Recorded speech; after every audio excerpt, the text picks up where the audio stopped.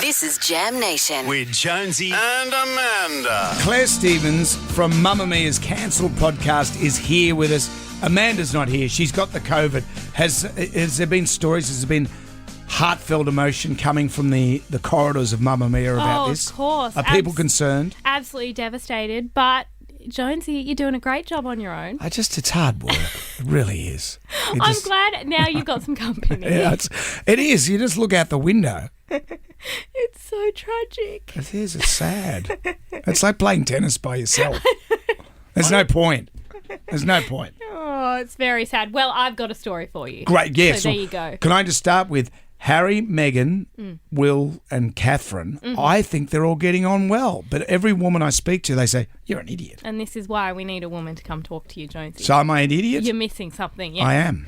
So on Saturday, you're right, William, Kate, Harry and Meghan, they reunited at Windsor Castle, where they greeted mourners after the death of their grandmother, Queen Elizabeth II. Not sure if you're aware that she died, but she did die. And I was saddened. Yes. I found out on Friday. You know how I found out? I got to work here. There was about 8 million calls on my phone. I got to work. Jackie O was here. And you never usually see Jackie O at this time of morning. Oh, yeah. And I said, hey, how are you? Because she parks next to me. And she says, well, it's a sad day. And I said, what happened? She said, but the Queen died. And you had no idea? She gave me the news, and I was like really upset. Had you not checked your phone? No, I never checked my phone. I just got, I ride a motorbike, so I just got here. You're the weirdest person ever, but okay. Who doesn't check their phone first thing in the morning? But anyway, Right.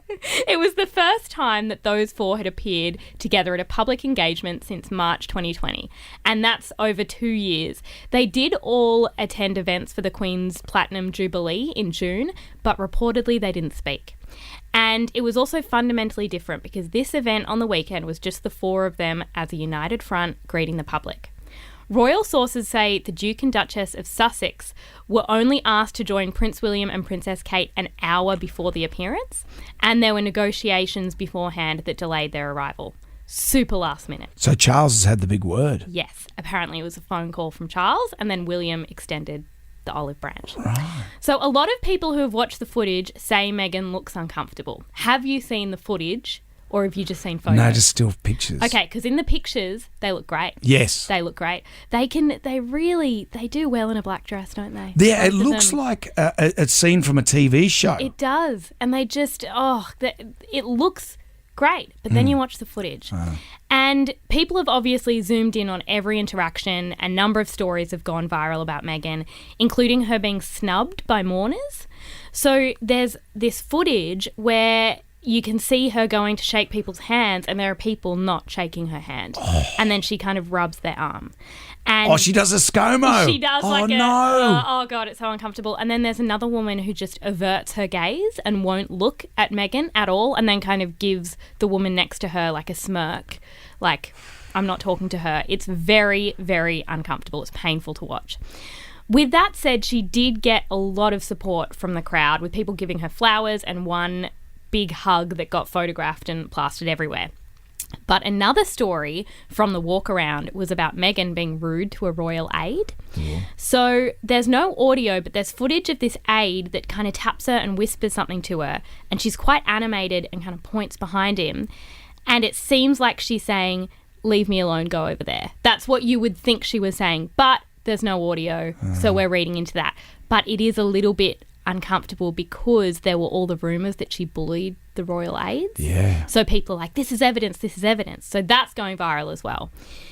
But the consensus seems to be that the appearance was an olive branch, Prince William trying to make peace with his brother, and it's rumoured that that decision did come from Charles. But I do really want to talk about Meghan for a moment, because I reckon this is such a crucial moment for her, because as humans, it's often easier to feel angry than it is to feel sad. So when people are grieving, I reckon they go for like, who can we be mad at in this situation? It happened with Diana, and it was the paparazzi, and it was a little bit the Queen, and now it's Meghan. And some of the trending hashtags are Meghan Markle is a narcissist, Meghan Markle is a liar, she's toxic, go home, she's a monster. People are just so furious.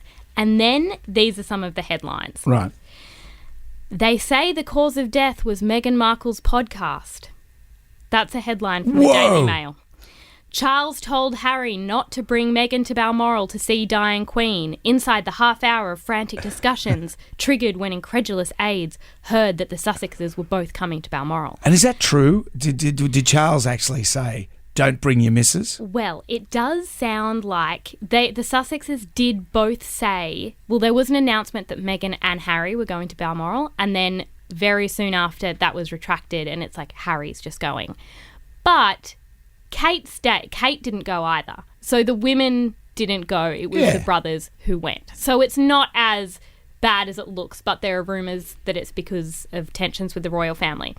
But these headlines about Meghan are so horrible, and there's nothing about Andrew, which, maybe the Queen died of shame. Maybe she, there's none of that. You don't do it to a man. So, compared to a podcast or being a pedophile. Yeah, which one's worse? Which is worse? It's so bad. So already there's been commentary about Meghan not accompanying Harry to Balmoral, people reading into that.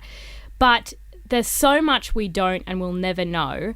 And so I hope in the next few weeks it doesn't become about Meghan being a villain. Do you think public opinions about her are changing? My wife, have you ever seen the movie The Big Lebowski? I have not. Yeah, in it, John Goodman plays this Vietnam veteran that's returned, and as soon as he'll be totally normal, and then as soon as he talks about how they were neglected during the war, he just goes into this tirade. Okay. My wife does exactly that. She goes full John Goodman every time you even mention the word Meghan. And my wife's not a swearer, but the amount, it's like you're at a Kevin Bloody Wilson show. She just goes crazy. Positive or negative? Negative. It's just like this whole tirade. And I just go, hey, okay. I just get it. Relax. I think, men don't see the big deal. No, I think women have really strong opinions about her either way. And it'll be interesting to see what this situation does, because it's bringing the family back together, and whether people read into it that Meghan, disrupted the family in the Queen's last few years, or if this is just how families, this is just what happens. This is just how families are, man. Exactly. Always comes with the dad ringing up, come on, mate. Yeah. Come on. Grandma's passed away. Invite your brother.